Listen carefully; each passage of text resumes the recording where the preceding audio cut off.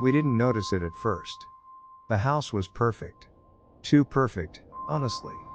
It sat at the end of a quiet cul-de-sac, surrounded by tall pine trees that blocked out most of the neighboring homes. It had been vacant for almost 2 years, which explained the lower price, but the inspection came back clean.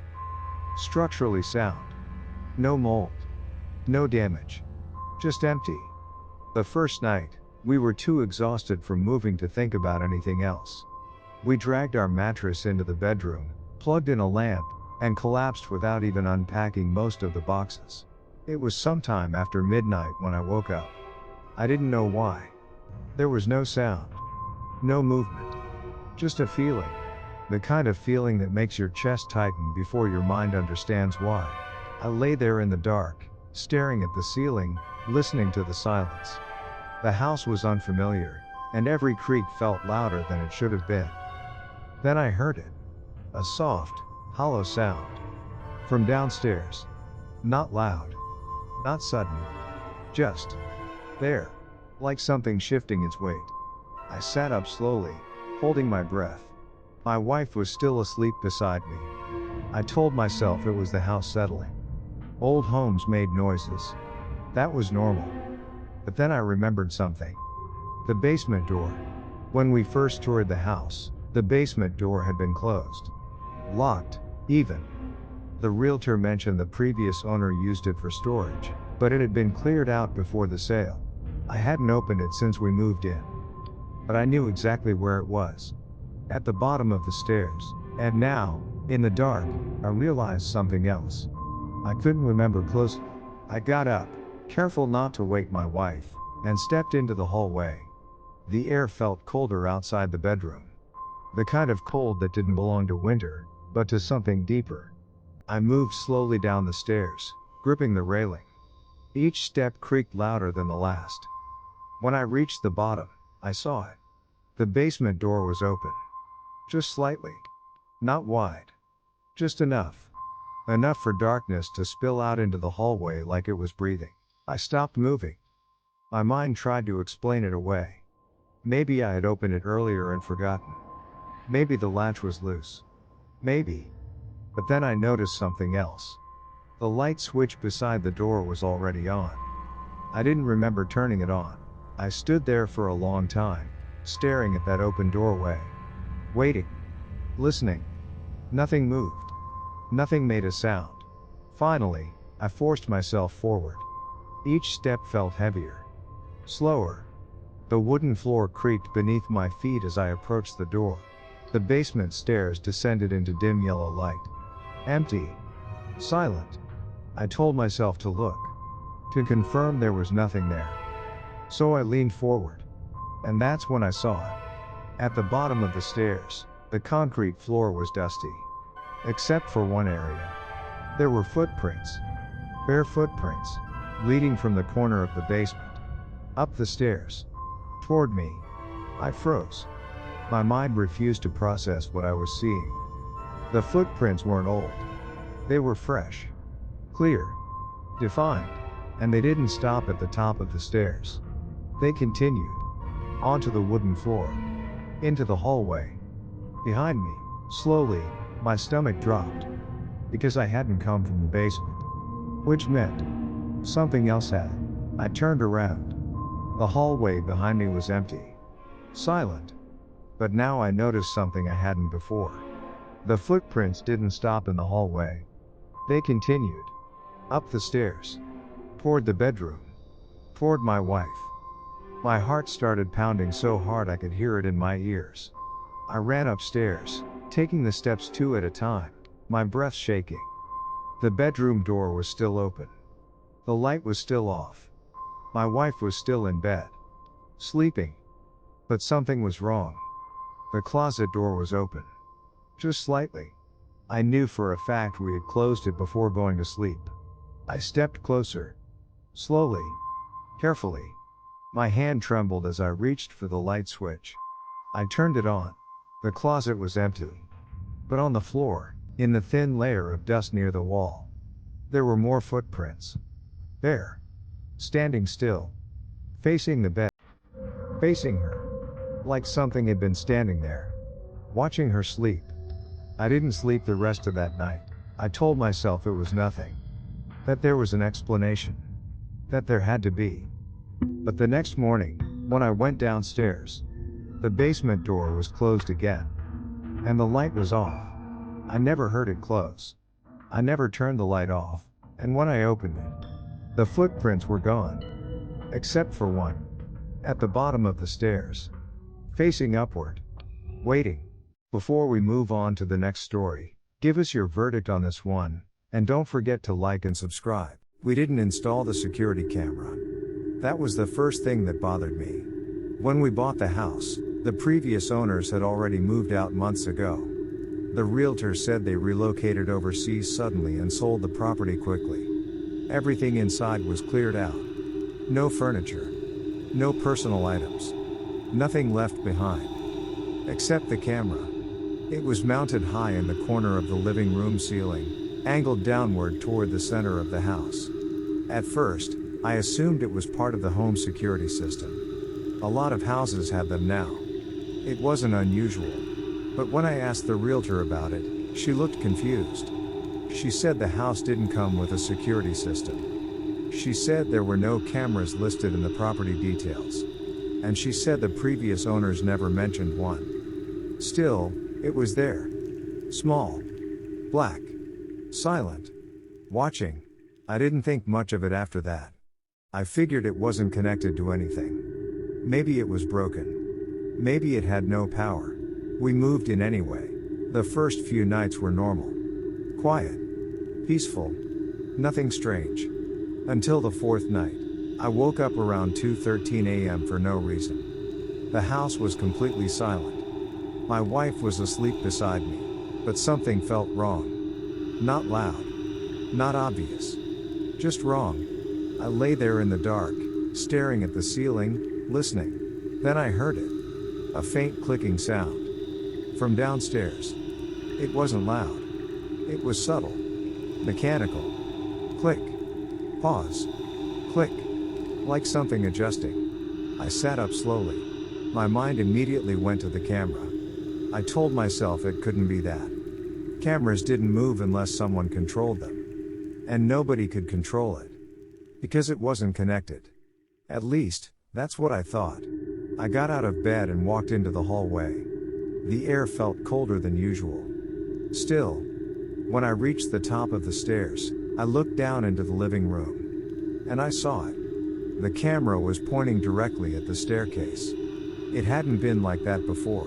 When we moved in, it was angled toward the front door.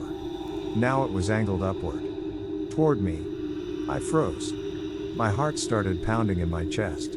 I stood there, staring at it, waiting for it to move again. It didn't. It stayed perfectly still. But I knew it had changed position. I knew it. Slowly, I went downstairs. Each step creaked beneath my feet. The camera remained fixed on me. Watching. I walked into the living room and stood beneath it. Up close, it looked old. Older than the house itself. The surface was slightly scratched. The plastic was faded.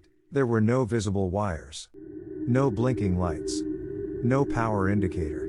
Nothing. Just a black lens. Pointed directly at where I stood. I reached up and touched it. Cold. Lifeless. Not powered. At least, it shouldn't have been. I went back upstairs and tried to sleep. But I couldn't shake the feeling that something had changed. The next morning, I checked it again. It was facing the front door. Like it had always been. I told myself I imagined it. That I was tired. That my mind was playing tricks on me. But that night, it happened again. I woke up at exactly 2:13 a.m. This time, I didn't hear anything. But I knew. I walked to the top of the stairs. And looked down. The camera was pointing at the hallway. At the hallway leading to the bedroom. At the hallway where I stood every night before going to sleep. I didn't move. I didn't breathe. I just stood there. Watching it. Waiting. Then slowly. Very slowly. The camera tilted. Upward. Until it was looking directly at me again. I couldn't move. My body locked in place. It wasn't supposed to do that. There was no sound. No motor. No noise. It just moved. Smoothly. Silently. Like it had been waiting for me. I ran downstairs. I grabbed a chair. I climbed up. And I ripped it from the ceiling. It came loose easily. Too easily. There were no wires. No screws connected to power. Nothing. Just the mount. I turned it over in my hands. And that's when I saw it. On the back of the camera. There was dust. Except for one small area. A clean spot. The exact shape of a human hand. Like someone had been holding it recently. Adjusting it. Watching through it. Standing in the living room. Inside the house. I didn't sleep that night. Or the next. Or the next. Because now, every morning, the camera is back on the ceiling. Pointing somewhere new. And I know. I'm not the one putting it there. Before we move on to the next story, give us your verdict on this one, and don't forget to like and subscribe. The closet door in our bedroom never stayed closed. It wasn't broken. That's what made it worse. The hinges were fine. The latch worked. If you closed it, it clicked shut exactly like it should. It didn't swing open loosely or drift open slowly. It would stay closed. Until it didn't. We moved into the house in late October. It was a quiet neighborhood. The kind where nothing ever happened. No traffic. No noise. Just stillness. The first night, I noticed the closet door was open when I woke up. I didn't remember opening it. I assumed my wife had. "Did you go into the closet last night?" I asked her over breakfast. She shook her head. No, I didn't question it. Maybe I had opened it myself and forgotten. It wasn't a big deal. But the next night, it happened again. I made sure to close it before bed. I remember pushing it firmly until I heard the click. I even pulled on it once to make sure it was secure. It didn't move. When I woke up the next morning, it was open again. Not wide open. Just enough. Just enough to see inside. Just enough to know it wasn't fully closed anymore. I stood there for a long time, staring at the dark space inside. Clothes hanging motionless. Nothing out of place. Nothing unusual. Still, it made me uncomfortable. That night, I mentioned it to my wife. She laughed. "It's probably the air pressure," she said. "Old houses do that." I wanted to believe her. But something didn't feel right. The third night, I decided to test it. I closed the door again. This time, I placed a chair directly in front of it. The chair pressed firmly against the door. If the door opened, the chair would have to move. There was no way around it. We went to sleep. I woke up again at 2:47 a.m. I don't know why I woke up. There was no sound. No noise. Just the feeling that something had changed. I turned my head slowly toward the closet. The chair was still there. But the door was open. Only a few inches. Just enough. The chair hadn't moved. I sat up immediately. My chest tightened. I stared at the gap. My mind tried to make sense of it. That wasn't possible. The chair was still pressed against the door. There was no space for it to open. And yet it had. I got out of bed slowly. Every step toward the closet felt wrong. Heavy. Unnatural. The air felt colder near it. Still. Like the room was holding its breath. I reached the door. My hand hovered in front of it. For a moment, I hesitated. Then I grabbed it. And pulled it open. Inside, everything looked normal. Clothes. Shoes. Boxes. Nothing moved. Nothing out of place. I let out a breath I didn't realize I'd been holding. Then I turned to leave. And that's when I noticed it. The inside wall of the closet. It wasn't flat. It went deeper than it should have. The back wall wasn't where it was supposed to be. It extended further into darkness. Like the closet was deeper than the room itself. I leaned forward slightly. Trying to see the back. Trying to understand. That's when I heard it. Breathing. Soft. Slow. From inside the closet. Not loud. Not obvious. Just enough to hear it. Just enough to know I wasn't alone. I froze. My entire body locked in place. The breathing stopped. For a moment, there was nothing. Then, something shifted inside. A faint movement. Fabric brushing against fabric. I slammed the door shut. Hard. I didn't sleep the rest of the night. The next morning, I told my wife everything. She didn't believe me. She opened the closet herself. It looked normal. The back wall was exactly where it should be. Flat. Solid. Nothing behind it. Nothing deeper. Nothing wrong. But that night, I woke up again. 2:47 a.m. And the closet door was already open. Wider this time.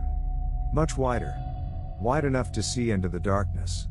Wide enough to see something standing inside. Watching me. Waiting. And I realized something. It wasn't trying to get out. It was waiting for me to come in. If you made it this far, thank you for spending your night with us. If these stories gave you chills, there are plenty more waiting. Don't forget to subscribe to NightFear Stories so that you are able to enjoy upcoming content on the channel. Good night and sleep well if you can.